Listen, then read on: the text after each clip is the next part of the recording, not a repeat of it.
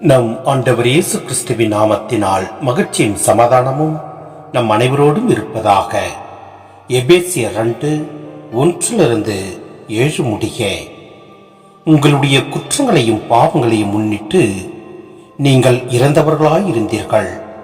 அப்பொழுது நீங்கள் இவ்வுலகப் போக்கின்படி வான்வெளியில் அதிகாரம் செலுத்தும் தலைவனுக்கு ஏற்ப வாழ்ந்து வந்தீர்கள். கடவுளுக்கு கீழ்ப்படியாத மக்களிடையே இப்பொழுது செயலாற்றும் தீய ஆற்றலுக்கு பணிந்து நடந்தீர்கள். இந்நிலையில்தான் ஒரு காலத்தில் நாம் எல்லோரும் இருந்தோம்.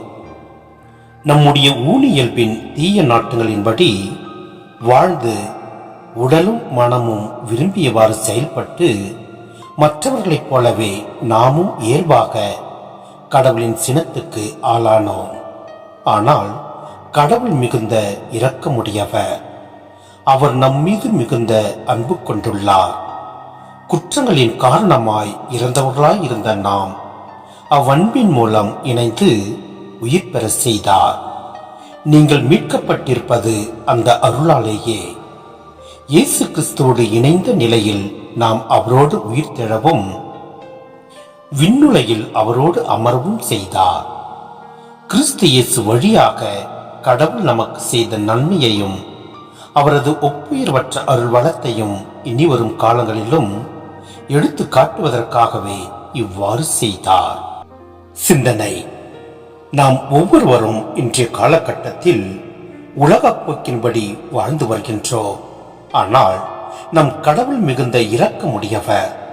அவர் நம்மீது மிகுந்த அன்பு கொண்டுள்ளார். நம் குற்றங்களின் காரணமாய் இறந்தவர்களாய் இருந்த நம் ஒவ்வொருவருக்கும் தன் உயிரையே பொருட்படுத்தாமல் நமக்காக தன் உயிரை கொடுத்து நம்மை மீட்டெடுத்தார். ஆனால் நாம் இன்றளவும் நாம் தீய ஆவிக்கு உட்பட்டு நாம் கிறிஸ்துவை விட்டு வெளியில் வாழ்ந்து வருகின்றோம்.